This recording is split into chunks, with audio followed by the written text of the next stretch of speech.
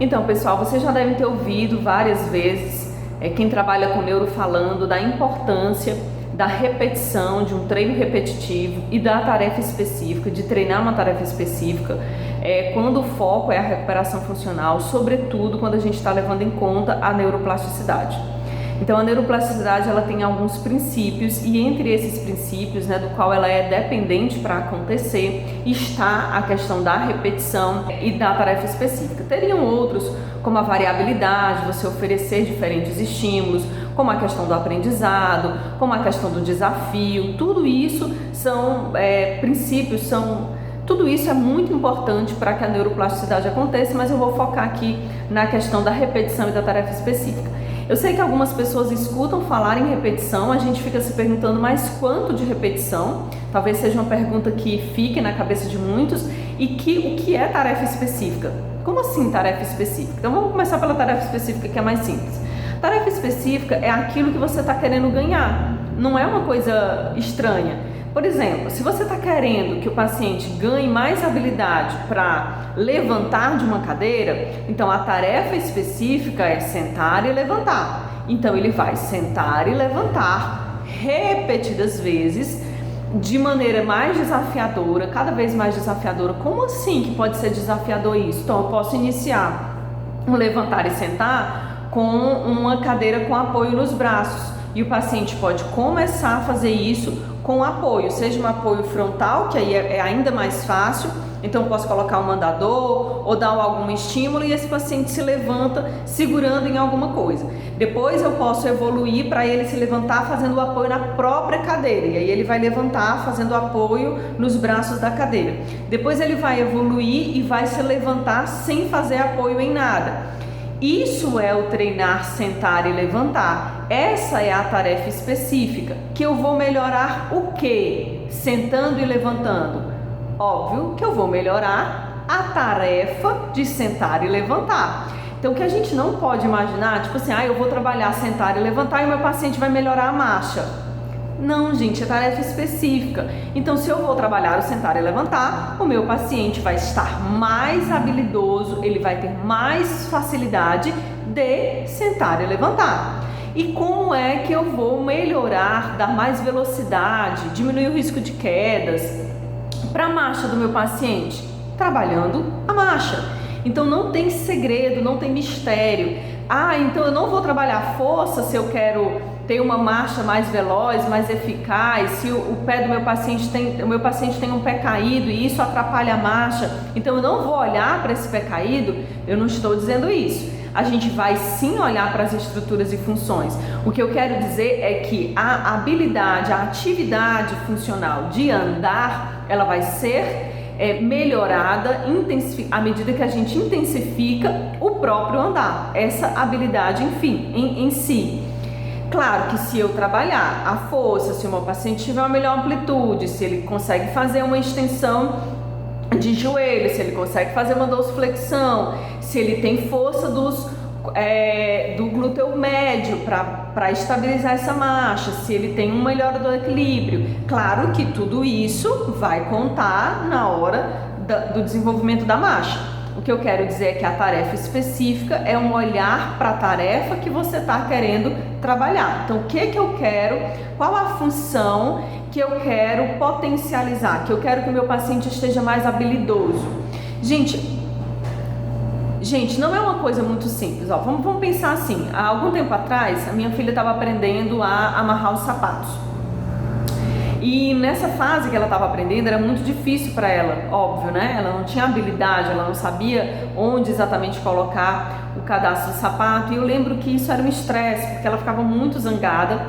E isso era antes de ir para a aula, né? Então ela tinha que fazer aquilo com uma certa rapidez. E ela tinha que aprender, era um processo de aprendizagem. De como colocar as mãos, de como passar um cadastro pelo outro. Se eu fizesse aquilo por ela, com certeza a gente terminaria mais rápido, mas com certeza ela passaria a vida, como eu tive alguns alunos que chegaram na universidade e não sabiam amarrar um cadastro no sapato. Então, primeiro, eu tenho que deixar que a pessoa se exercite aquela tarefa. E segundo, é uma tarefa específica. Então, para minha filha aumentar a habilidade dela de amarrar os sapatos, o que eu precisava fazer? Treinar a motricidade fina, fazer um treino mais específico para a mão. O que eu precisava fazer? Eu precisava proporcionar que ela exercitasse aquela tarefa de amarrar os sapatos.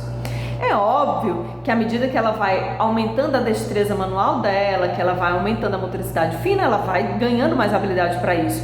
Mas ela poderia ser extremamente habilidosa, né, nas atividades finas e mesmo assim não saber amarrar um sapato, porque depende da tarefa que você está treinando. Então, para a minha filha melhorar a habilidade, a rapidez, a eficácia, a eficiência de amarrar o sapato, ela tinha que fazer a tarefa específica repetidas vezes de amarrar o sapato, experimentar o erro, experimentar a fase inicial de lentidão, de não saber exatamente como fazer. É uma fase mais racional, em que a consciência tem que entrar ali para depois automatizar esse movimento. Então, muitas vezes, isso se aplica para a nossa terapia. Então, às vezes, o paciente vai passar por essa fase de entender o que é que ele precisa fazer, quais são os movimentos que vão estar envolvidos naquela tarefa. Você vai precisar dar um feedback, ele vai precisar, às vezes, observar o movimento sendo realizado, ele vai precisar, às vezes, imaginar aquele movimento sendo realizado. Tudo isso conta de maneira positiva para que ele tenha um reaprendizado motor e aquela tarefa que você está querendo que ele tenha mais habilidade acabe por melhorar. Então, eu acho que deve ter ficado entendido para vocês, treino de tarefa específica, não tem mistério, é treinar a tarefa específica que se quer melhorar, que se quer ter mais habilidade, seja sentar e levantar, seja a marcha, seja a apreensão e manipulação de objetos, seja o controle de tronco, seja o que for que você quer melhorar, que você quer ter mais resultados, uma maior habilidade, você vai precisar treinar isso especificamente, essa tarefa, obviamente aumentando aí o nível de dificuldade ou o nível de desafio, como eu expliquei no início do vídeo. Agora, a grande questão, e a questão que não quer calar, é quanto? O que é muita repetição? Muita repetição é 10 vezes, é 20 vezes, é 30 vezes? Para falar bem da verdade, isso não está tão fechado assim, mas a gente sabe que não são poucas repetições. Em estudos feitos com animais, eles começaram a perceber, em estudos feitos com ratinhos, que para ter uma remodelação, uma reorganização cortical, aquela atividade no animal precisava ser repetida 500 vezes. Ele precisava fazer 500 movimentos repetidos para começar a ter ali um nível de reorganização cortical. Isso quer dizer que tudo que a gente vai fazer vai ter que ser 500 vezes? O que você acha? Claro que não, né?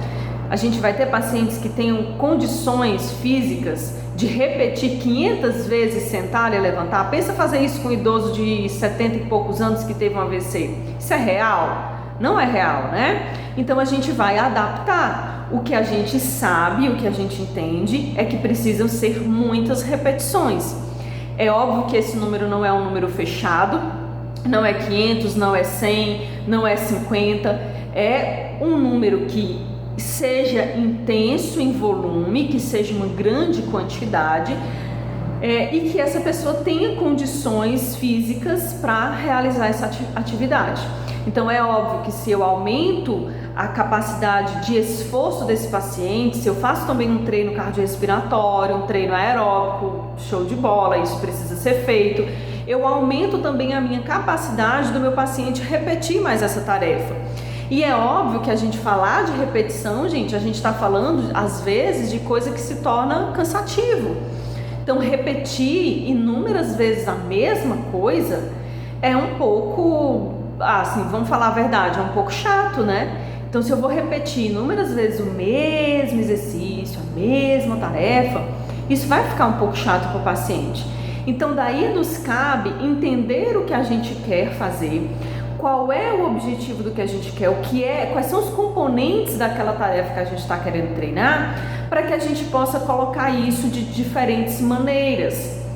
Então eu vou inserir essa atividade aqui, porque o que eu quero trabalhar é essa tarefa que tem os componentes dessa tarefa, essa atividade passa por isso. Deixa eu dar um exemplo para ficar talvez mais Claro, quando eu estou trabalhando equilíbrio com meus pacientes, uma das coisas que eu mais trabalho, sobretudo com pacientes com Parkinson ou ataxia, é a questão do girar, é a hora do giro, do movimento em que ele está andando e ele tem que fazer um retorno, porque é nessa hora que às vezes o freezing surge, é nessa hora que às vezes o paciente desequilibra, é nessa hora que às vezes ele não sabe se organizar bem e o corpo vai para um lado, as pernas vai para o outro. Então eu gosto muito de trabalhar esse momento do girar.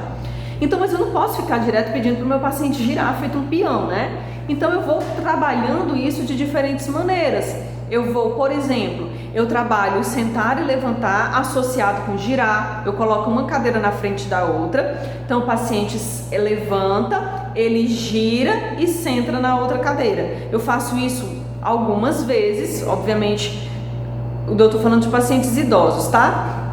Então não são pacientes que têm grande capacidade, algum grande esforço, né? E aí a gente tem que olhar todo o dia a dia desse paciente também, mas eu consigo trabalhar isso com um certo número de repetições interessantes dele levantar, girar, sentar sozinho. Então às vezes eu dou apoio só para ele levantar, se ele ainda tiver muita fraqueza, mas depois eu digo, ó, levantou, agora é com você. E aí a pessoa faz o giro e senta na outra cadeira.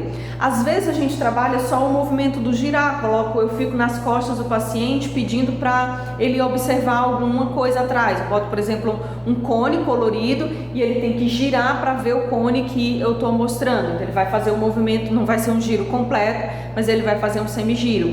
Ou então, durante a marcha, a gente vai dizendo, ó, olhe para ponto tal, gire, mude de direção, volte na direção da direita ou da esquerda. Então, durante a marcha, a gente também vai fazendo isso. Ou seja, a gente consegue trabalhar o girar no estático, no dinâmico, durante a marcha, sentando e levantando. Mas o que eu quero, qual é a função que eu quero melhorar? A capacidade dele girar sem que isso aumente o risco dele de cair.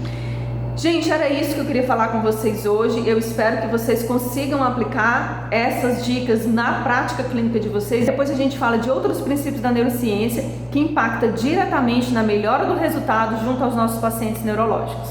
Se inscreve no canal, compartilha esse vídeo porque vai ajudar muitos outros fisioterapeutas também. E clica aqui no sininho para você ser notificado toda vida que a gente colocar um novo vídeo, tá bom? Tchau, pessoal!